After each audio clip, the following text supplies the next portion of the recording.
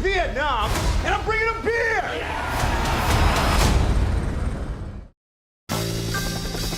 So I'd like to go over to Vietnam and track down all the boys in the neighborhood and just give them a beer. I'm gonna show them that this country is still behind them. Because I'm going to Vietnam, and I'm bringing a beer! Yeah! I was pretty blown away that this was actually based on a true story. No chance you have a ship heading to Vietnam.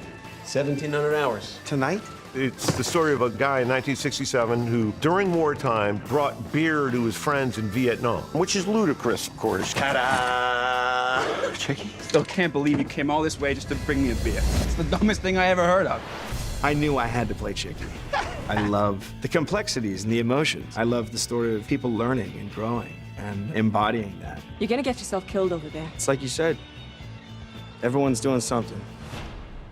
I'm doing nothing.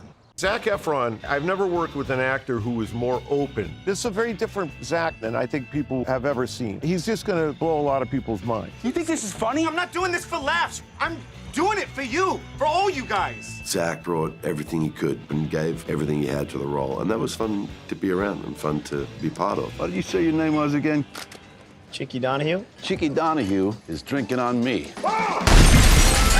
Rassel Krow plays a war correspondent who ultimately takes Chicky under his wing and helps him out and leads him in the right direction so he doesn't get his head blown off.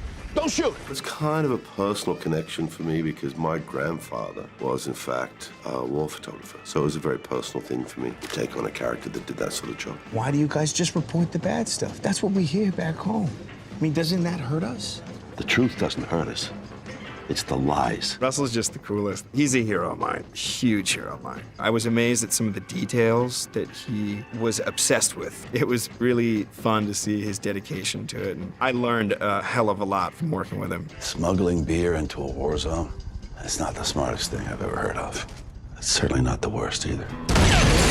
That set was one of the most fun sets I've been on in many, many a year. It's very easy to work with Peter. Peter's one of the most interesting directors I've ever worked with. He doesn't specifically come at you with rules. He's never stuck in one thing. Boom, boom, boom, couple more. I can't imagine a better group of people to ultimately make this movie. Peter Farrelly came off of the success he had with Green Book to write and direct this. Just watching all of these incredible actors telling this story with humanity and emotion has been very fulfilling and exciting.